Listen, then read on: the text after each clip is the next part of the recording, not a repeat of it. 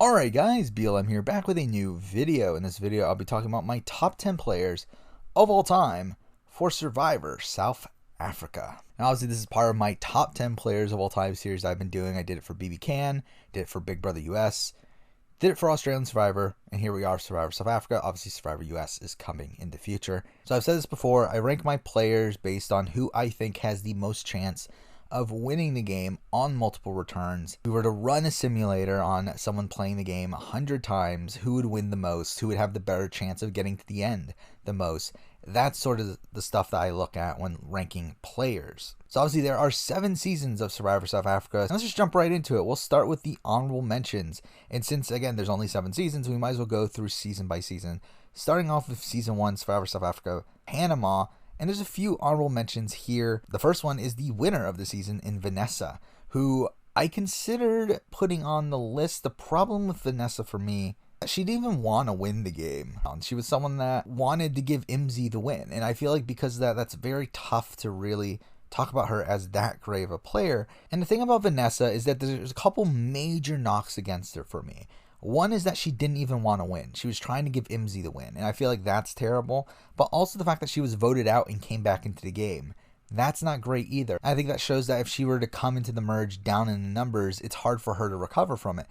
But that being said, I do think she actually pulls off a very impressive move at the final 5 after she returns to the game. Flipping Jacinda and blindsiding Gareth. Like, one of the best moves, to be honest, possibly in the history of Survivor South Africa. I mean, that is a fantastic move. But the other knocks are just so massive that I can't really put her on the list. I obviously consider Jacinda as well, the runner-up of that season. I feel like the problem with her is that she's someone that had trouble bonding with people outside of her alliance. Even people within her alliance. She had a terrible relationship with Zayn, and that's what ends up costing her the game, where she loses by 1 vote, and that vote is Zayn, someone that was within her alliance. So I think that's a knock against her, and because of that, I didn't put her on the list. I also considered Imzi, as Imzi was someone that probably wins the game if he does get to the final 3. Mind you, he got there by being voted out and then returning to the game, but he was someone in control of his initial tribe. Again, I just don't think he has the strategic agency to do well on every single season, so I decided to not put him on the list because of that. From season 2, I considered, obviously, Lorette the winner of that season. I feel like the winner is someone that I always have to at least consider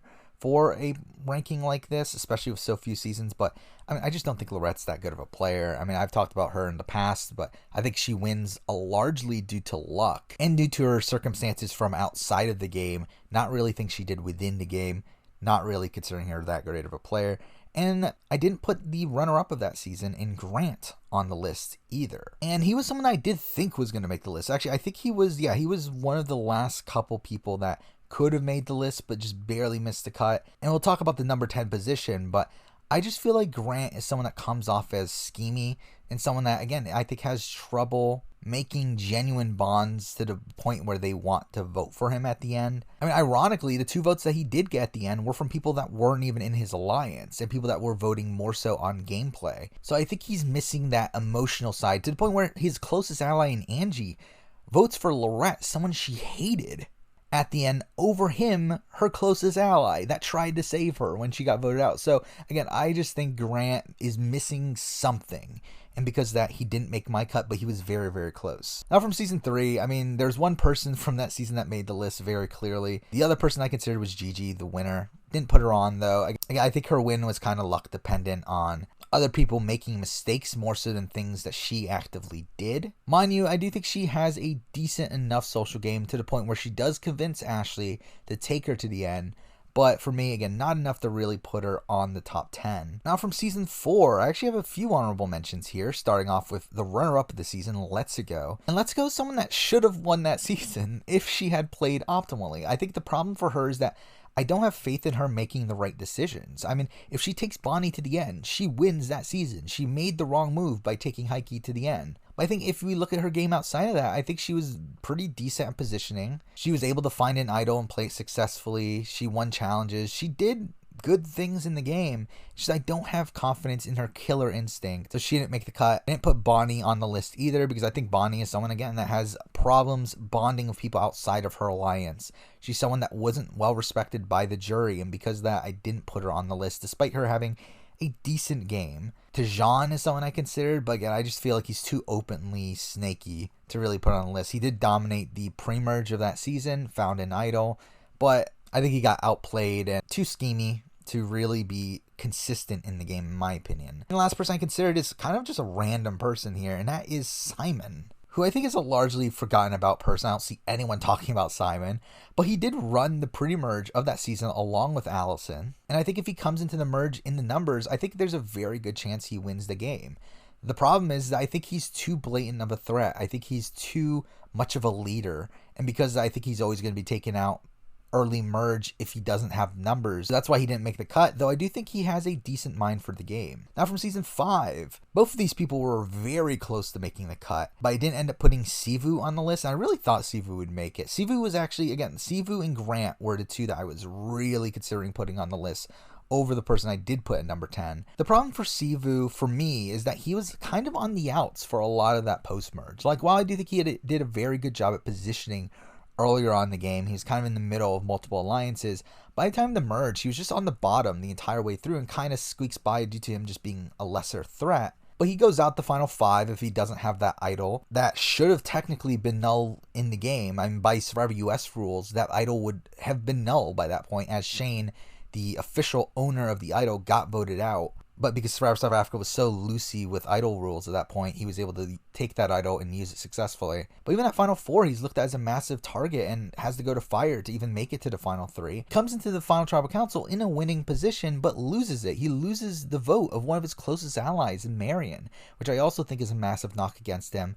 I do think he's a good player, and I could see him doing well on most seasons. He's a very savvy guy. It's just that I don't feel like it was enough to really put him on the list for me. And the other person I consider from this season was Shane. Shane is one of the most devious players I think we've ever seen, really possibly in Survivor as a whole. I mean, he was willing to break the rules. I mean, it wasn't really rules in Survivor South Africa. Again, they were very loosey on rules there. But if it was Survivor US, a lot of the things that he did were against Survivor US rules, where he would steal idols, do whatever he needed to do to get further in the game, and to be honest, that's something I respect. But the reason I didn't put him on the list is because, again, I think he's someone that's too domineering, someone that's too blatantly the leader of an alliance, and I think too snaky as well, so I don't really feel like he's guaranteed to do well in every season. From season 6, a couple people that I considered here were Tom, the winner of the season. It's just, again, I can't with any good confidence put Tom in the top 10. Though I do think he's a better player than what people say, but again, I just feel like too much of a doofus to actually put on the list. Annalise is someone that I think played pretty well based on her position. I just think that we have better versions of her throughout the history of Survivor South Africa that do make the cut over her. And that being said, she was someone that was technically voted out pre-merge. She was someone that was targeted earlier on in that season. She's someone that does get blindsided later on in the season and does eventually get taken out at the very end. Again,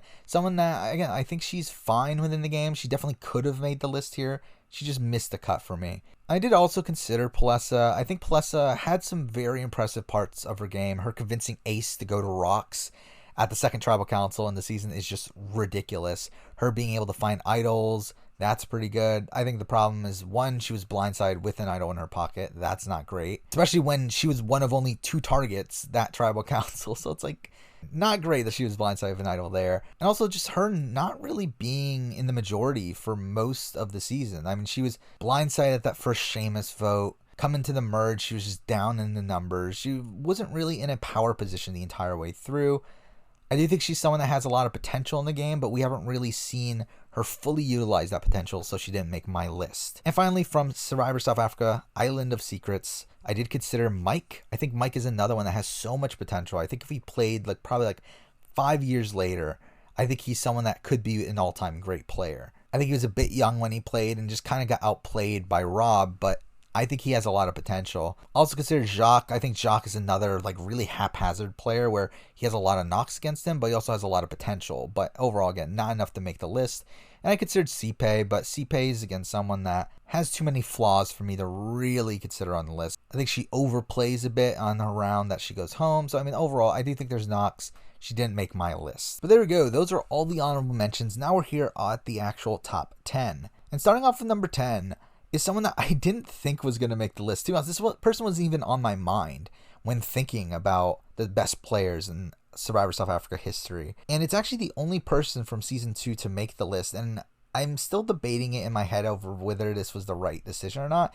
Again, like there were a couple people like Grant and Sivu that I thought about putting on the list over this person, but the more I thought about it, the more I just felt like he fit here. At number 10, I have Mandla from Survivor South Africa, Malaysia, and I just think he's a very consistent player. I just feel like he's the type of player that's always going to do well on any random season of Survivor South Africa. I think he's always going to make the merge every single time. I think it's very surprising to see him going out pre-merge. This massive muscular figure on the tribe. But that being said, I think he also has kind of a strategic mind to him. I mean, while he's not this big mastermind of a player, he's not a Grant, where again, I think Grant is definitely better strategically overall. I mean, he's willing to turn on people, but also has the perception of being extremely loyal. And to be fair, he is extremely loyal to one person.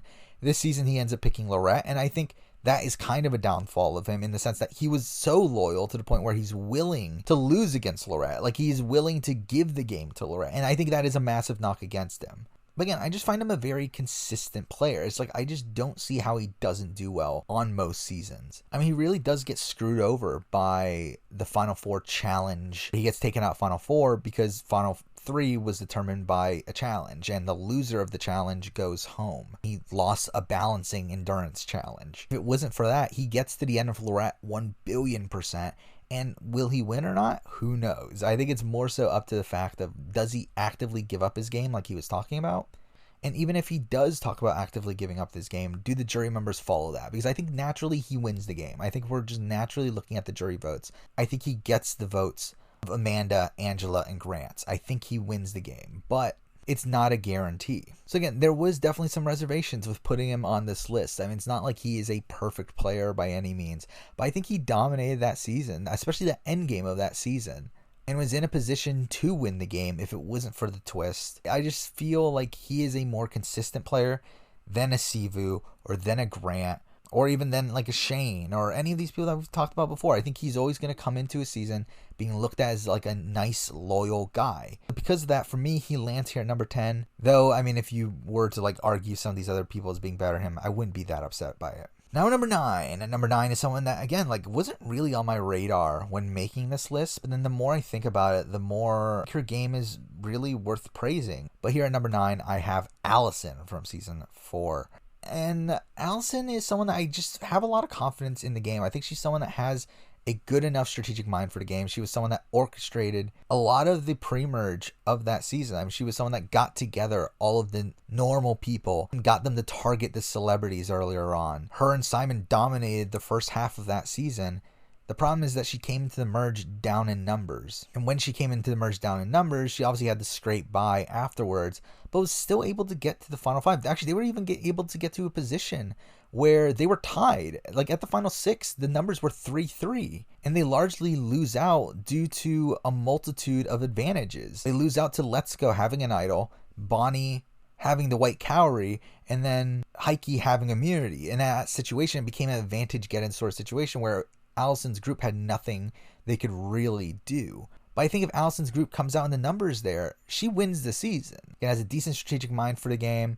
I think her problems run in at the beginning of the season. I think she is someone that could be targeted earlier on. She was looked at as the weakest member of her tribe in that vote earlier on in the season. That's why she got the black cowrie early on in the season. But her social and strategic game were strong enough to the point where she didn't get votes against her despite that. I think coming into any random season, I would have a lot of faith in her as a player as well. Now, originally coming into this video, I was actually ranking her at number 6.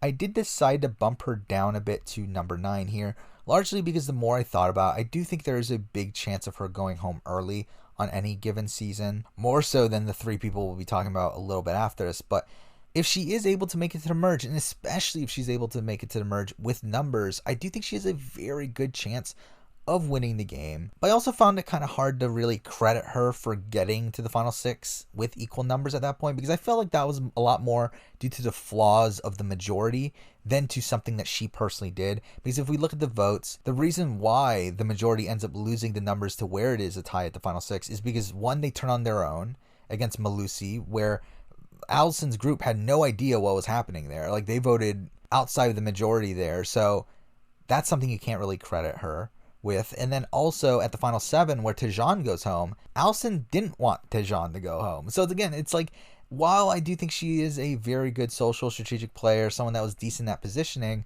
it's hard to actually fully credit her with certain things that happen in the game. So for me, she ranks here at number 9. Now at number 8, we have a player from Survivor South Africa Champions. We have Zavion. And Zavion was someone that was kind of tough to rank, a lot of that being due to him making such massive missteps early on in the game, and also at the very end of his game. But I think his middle section of his game was pretty strong. He starts off being the dominant figure on his tribe, being the leader of his tribe, making the initial majority alliance. The problem is that by the time the first vote, his majority alliance flips on him. He has a couple people flip and then gather up the outsiders. I mean, Graham orchestrates that first blindside of the season where they blindside Ashley, his right-hand person, and he ends up being on the outs because of that.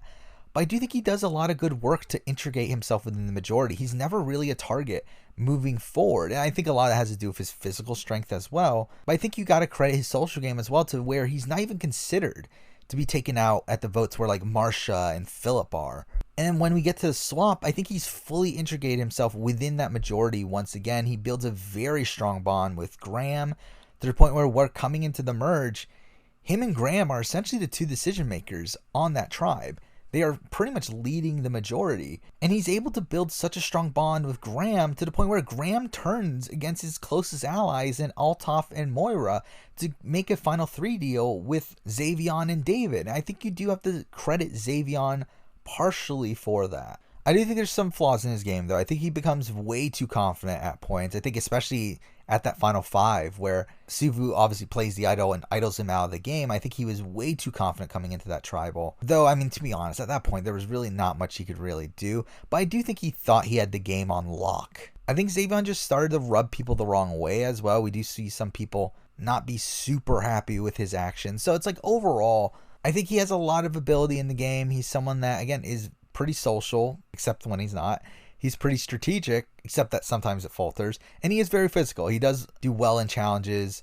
So, I mean, he kind of has it all, but has some massive missteps within certain sections of his game. And I feel like on any given season, he's always going to be a target in the early merge. And he was kind of lucky this season that he wasn't that, largely due to having some other massive targets around him in Shane and Solly. So his game has some high highs, has some low lows. For me, he ranks here at number 8. Now at number 7, I have one of the more recent players on the list from Survivor South Africa Island of Secrets. We have Nicole, the runner-up of that season. And Nicole is someone that I have such a hard time ranking because I think theoretically she has it all. I think she's decent enough in challenges, definitely to the point where I think she easily makes the merge on most seasons. She's someone that is so social, someone that's so good at making bonds with people. To be honest, too strong of bonds, to the point where once she blindsides them, they're extremely bitter towards her. But then also, I think she has a strategic mind for the game. Again, I think she's a bit too chaotic at points. I think she makes moves that she doesn't need to make at points. But she still is able to think about what is within her best interest and make plans accordingly. So I think she has it all for the game. The problem is that I feel like she is so susceptible to a bitter jury. As we saw with her season, where coming into the merge, she had relationships with almost every single person in that game. But she also had the blind side almost every single one of those people. And when we come into Final Tribal, there were just so many people that were bitter against her. And mind you, some of those people did end up voting for her. And I think that's something you do have to credit. And that's something I do find impressive, that she was able to get 4 votes against Rob. She was able to get Cipe and Jacques. Jacques actually actively looking at her as the better player of the two somehow. And then we also have Kobus, someone she betrayed, wanting to vote for her. I do think there is some merit to that. And also Steffi, I forgot to mention Steffi, who was probably the most bitter person against her coming into that tribal, giving her the respect and giving her the vote. So I think that is impressive. But we also had other people like Meryl that seemed to be extremely bitter against her. Jeffrey seemed to be bitter against her. Letitia was bitter against her. Again, there were people that were still bitter against her. But I do think she is probably one of the more consistent players in the history of Survivor South Africa. I think she's someone that almost always gets their merge. I think she's someone that's not too blatant of a target in that early merge. Like, I just feel like she's always going to make a deep run in a season. It's just a matter of whether or not she's going to be able to manage the jury in a way that gets her to win. And I do think a lot of the reason why she does end up losing this season is due to her loyalty to Rob. Though there were actually points where she did consider blindsiding Rob. It's just that at that point, Rob did end up winning immunity and she couldn't really do anything about it anyway. So again, for me, Nicole's kind of all over the place. I think she is a very consistent player. I do think there are times that she makes moves that are against her own self-interest, and there are times that she actively makes the jury bitter against her. So for me, while I do have a lot of confidence in her as a player, for me, she still ranks here at number 7. Now, number 6, we have the first winner we're actually going to be talking about on the list, surprisingly, and that is the winner of Survivor South Africa Maldives. We have Hykie, and Hykie is another one that's so tough to rank. I love how I'm saying this for almost everyone, but it's like Hykie, again, has some really high highs in his game, but have some massive lows. The thing about Hykie is that he is probably one of the best social players in all of Survivor South Africa, where he's so good at having people like him, despite him doing things that should make people not like him. I mean, he is a very indignant sort of person. Like, we see him get really upset at people playing the game strategically. And on a normal season, like, people would be like really pissed off at that. Like, people would be pissed off that he thinks that he's better than everybody else. But instead, we see people like kind of grovel to him and try to prove to him that they are good people. And like, we see that with Tejan, where Tejan blindsides Hykie multiple times in the pre-merge, but then in the vote immediately after that, he comes back to Hykie and works with him. And we see Tejan really want to work with Hykie until we get to the point in the merge where it kind of becomes very clear that they have to target each other. But I do think there's just like natural charisma from Hykie that is undeniable. I think obviously physically he's a big guy, decent in challenges. I also think strategically, I think he played the game well. The problem with him is that he won't ever admit that he played the game well. I think he's someone that was so wrapped up in his reputation that he didn't want to look like the bad guy on TV. So he kept on masking his strategic gameplay with him talking about playing the game with honesty. And that is annoying from a viewer standpoint, but when looking at his actual game, he does make the right moves at the right times. He gets Tejan out right when Tejan is about to target him. He is the one to create the plan at the final 6 that causes his group to win out at the final 6 and pretty much dominate the game from that point forward. He's someone that wins a jury vote against almost everybody. Again, maybe Alison he loses, but pretty much everyone else in the end game, I do think he wins against in a pretty dominant fashion. I won't give him credit for Let's Go taking him to the end, as again, I feel like that's more of a fault on Let's Go's strategic thinking at that point than actual credit to Hykie. But again, I think Hykie has some high highs in the game. He's able to play all 3 facets of the game. But again, his low lows for me is that, again, he tries to mask his strategic gameplay. He was not in a great position early on in the game. Mind you, he was coming into that tribe down in numbers just because they had the normal people versus celebrities split, and the celebrities were down in numbers initially. So he did play from the bottom, but constantly got blindsided by Tejan over and over and over again. But again, I do think it's a positive that he was able to not even be targeted at all during that pre-merge section of the game. So again, there's high highs, high lows for me. Ranks here at number 6. Now I'm at number 5, and number 5 here we have the only person from season 1 of Survivor South Africa, and we have Gareth. And I debated over whether or not to put him this high. This is the thing about Gareth. I think my thing with Gareth is that he's very much like Hykie. I think he's someone that played a very good social, physical, and strategic game, but he's another one that tried to talk about honesty and loyalty and really focused on that. But I also think he was in a lot better of a position than Hykie. Gareth was never outside of the majority in his entire season. He voted in the majority the entire way through up until his boot, and he was poised to win the game. He was winning the game if people did not return to the game. At the final 3, it was him, Zane, and Jacinda, where he had a final 2 with Zane. He had a final 2 with Jacinda. Jacinda and Zane hated each other. He was in the perfect position to where he gets to the end of the game, and if he gets to the end of the game against either of those two, he wins the game. Mind you, I think there is a debate for him against Zane. I think him against Zane, there is a chance that the majority tribe does end up voting for Zane, but I do think more than likely they respect Gareth enough to vote for him. I think against Jacinda, there's no chance Jacinda wins that season. Gareth was in such a dominant position. He dominated the entire game, was in the majority alliance the entire way, was the center of the majority alliance the entire way, and it's just overall just a very likable guy, very good socially. Again, strategically, he was able to position himself very well.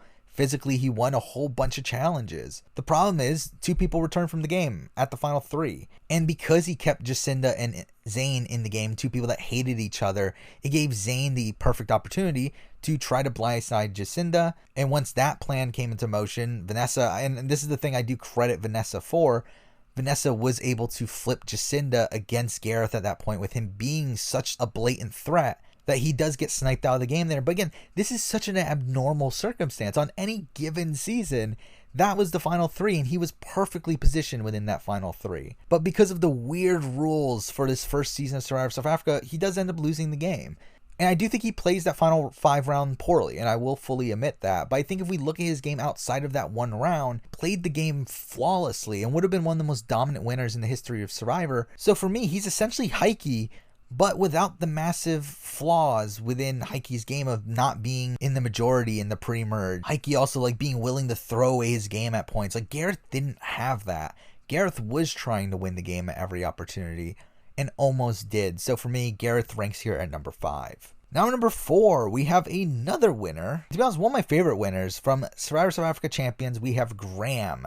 And I love Graham. I think Graham, while he is a boring character, he played a fantastic game. I think he's essentially a boring version of Tony, where he was someone that was always willing to make a move. He pulled off that first move of the season where, even though he was brought into that majority alliance that Zavion built, he realized he was on the bottom of that alliance and pulled together all the stragglers to blindside Zavion's group and pretty much held control of the game throughout the rest of the pre-merge.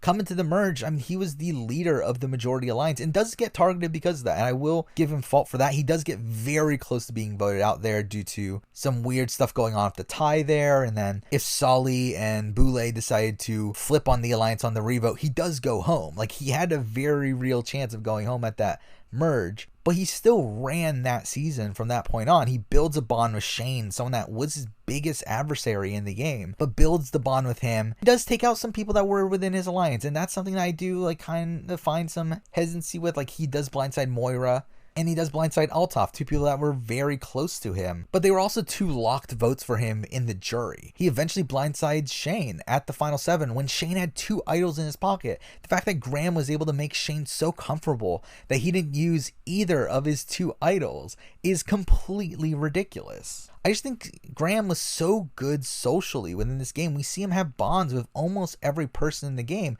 I mean, outside of the Solly group, I think he does a very good job at jury management. And really, him running the game only gets disturbed by an idol at the final 5, where Sivu successfully plays an idol, blindsides Zavion, and that puts him in a bit of a precarious position at the final 4. But David's loyalty to him is still so strong to the point where David was willing to give up his game to get Graham to the end of the game. And I think that's another thing you have to credit Graham for. I do think he makes a massive misstep at the final 4, though, where he does end up voting out David instead of Sivu, where Sivu was someone that was a much bigger threat than him. He is able to flip Marion at Final Tribal, and that is something that, again, you have to give him some credit for. And he's able to keep the votes of Moira and Althoff despite having blindsided them earlier in the season.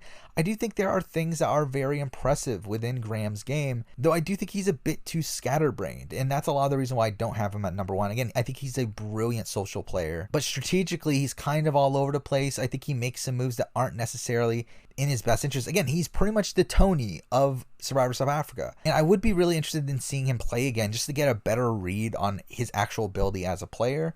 But for now, I feel like I have to put him here at number 4, as I feel like his strategic game just has so much high variance to it. But now we're up to the top 3, and for me, the top 3 were pretty definitive. I mean, there was really no debate for me. It was pretty easy to find out the top 3. It's just a matter of what order they were in. And at number 3 here, I have someone that I hear a lot of people say is one of the best players of all time within any version of Survivor, and we'll talk about it, and that is Ashley Hayden, the only person on the list from Survivor South Africa, Santa Carolina. And Ashley Hayden dominated the game. I will fully admit that. She was in the majority very early on in her initial tribe, was able to be the decision maker for that tribe, made it to the merge equal in numbers. There were some weird shenanigans with those first few rounds, but eventually her tribe does come out on top, and from that point on, she does dominate the rest of the season. She has the majority just initially, but is also able to make bonds with Gigi and Sade to the point where they make moves for her. I mean, her orchestrating the Isaac boot is one of the most mind-blowing moves in the history of Survivor, where she really manipulates the previous vote tiebreaker rules, where at the final 7, she perfectly sets up the situation to where, due to tiebreaker rules, she can get Isaac out at the final 6. Again, that is a very impressive strategic move to pull off. She's one of the best physical challengers in the history of Survivor South Africa. I mean, she wins 5 individual immunity challenges, which at the time, that was the most a woman has ever won in the history of the show. And even to this point, still a very impressive performance in challenges. She finds an idol that she never actually has to use, and mostly finds it just to keep it out of the hands of Kaz. But I will say, this is the part that is a massive knock against her for me. And the reason why she is at number 3 instead of at number 1 or 2 is because I do think she does some pretty poor jury management. I think the way she deals with Kaz isn't particularly great on his way out. And with him being extremely bitter just initially, I don't think she really placates him as well as she could have. But I also think the massive knock against her is her final decision at the final 3, where she wins final 3 immunity and has the choice of taking Proverb or Gigi to the end. And mind-blowingly to me, she takes Gigi. And I think this is something you have to credit Gigi for, is that Gigi creates such a strong bond with Ashley that Ashley wanted to take her to the end. Also, Gigi was able to manage her threat level well enough to where Ashley was comfortable taking Gigi to the end. Because like, people keep on claiming that Ashley lost to a bitter jury, but looking at the votes, 4 members of the jury were from Gigi's original tribe and were people that had no ill will towards Gigi. So when Ashley's against Gigi at the end, it's very obvious that Gigi has 4 guaranteed votes out of 9, meaning that Ashley would need to get all 5 other votes to win the season, when she actively knows that Kaz is very bitter towards her.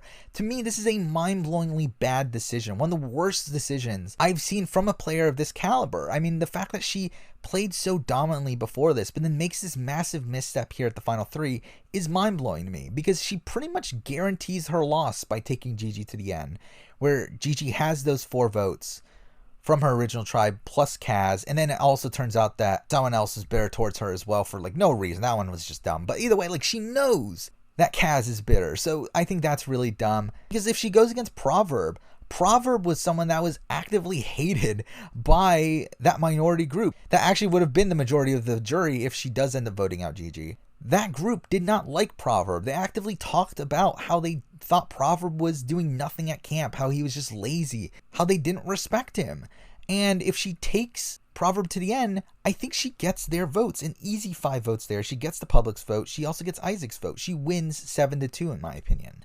But she didn't. She loses the game, and I think that's a massive knock against her, and a lot of the reason why I have her here at number 3. Now number 2, and at this point it should be pretty clear who the top 2 are and who number 1 is, but at number 2, I have Werner from Survivor South Africa, Philippines. And yeah, I mean, I love Werner. I mean, Werner was someone that I was really rooting for on that season. I think he played an extremely dominant game on what was otherwise a really crazy season, a really wacky season, where even Werner here was eating an idol clue in the premiere. Like, that's how crazy the season was. Werner turned out to be one of the most dominant players we've ever seen on Survivor South Africa, where on his initial tribe, he was very clearly a big player on that season, along with like Tevin and PK. Like, they seem to be running that tribe. But then we get to his swap, where he swapped into the majority, but seems to become a pretty big leader figure from the swap on, where he becomes targeted earlier on in that tribe, but after that initial vote, pretty much rules the tribe with his relationship. He has a really good bond with Tony, builds on with Jean, has a good relationship with Katinka,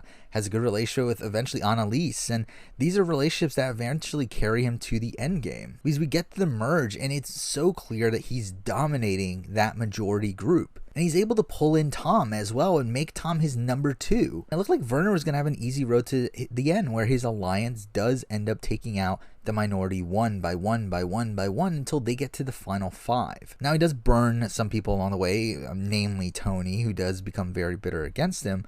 But at the final 5, despite the jury seeming very angry at him, I do think he has a very good shot at winning the game. Though he does start to become targeted. I do think that's one of the biggest flaws in this game, is that he does become targeted. At the final 5, he is able to get information from Tom that Katinka has turned against him, and uses that information accordingly, where he's able to play the idol successfully on Jean, saving Jean and theoretically getting her loyalty. Obviously, it doesn't end up working out, but theoretically, it's a fantastic move where he saves Jean and blindsides Katinka, getting to the final 4, where theoretically it should be very clear that's him, Jean, and Tom versus Annalise.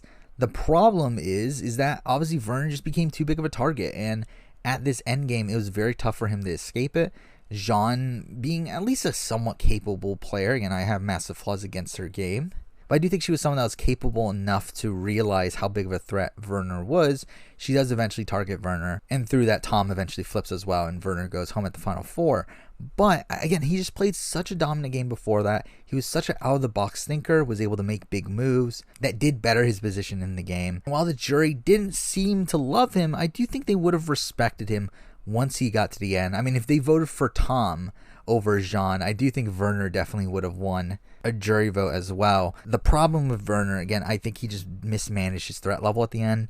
I think that's a massive flaw against him. But if we look at everything else in the game, even up until the final 6, I think he completely dominated that entire stretch of the game, but was also just a likable presence to where I think he can repeat this sort of performance on any given season. So because of that, I have a lot of confidence in his ability in the game. I just think he needs to make a minor tweak to his game here and there, get himself to the very end of the game and win.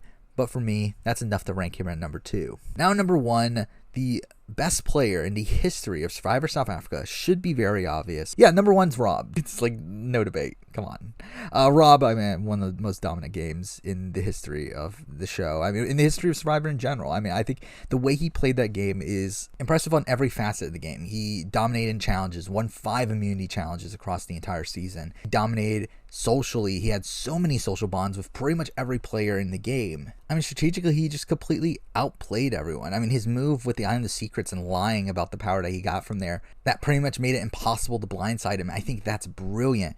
Him using his relationships with Nicole and Doral to fish out anytime anyone would start to target him.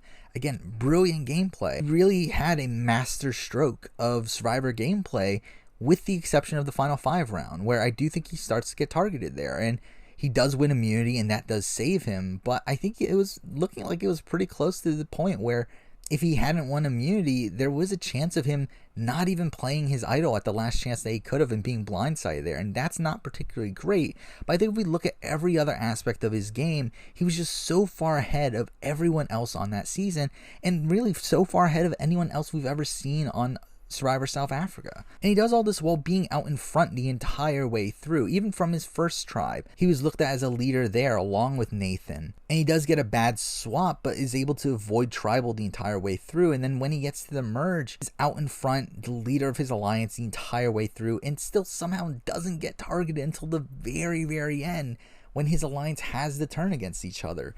It's such an impressive game, one of the best games I've ever seen in the history of Survivor. And I think it proves that Rob is one of the best players in the history of Survivor. So for me, it's very clear he's the best player in Survivor South Africa history. There's really no doubt about it. So there we go. That is my top 10 players for Survivor South Africa. Now, obviously, I do still plan on doing a international Survivor top 10 player of all time in the future, where I will kind of mix this list with the Australian list and then also add in New Zealand and UK.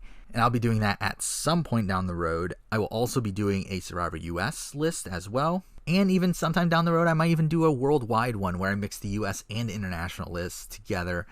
And we'll see how that goes. But for now, that's the video. That's my top 10 players of all time for Survivor South Africa. Thank you for watching.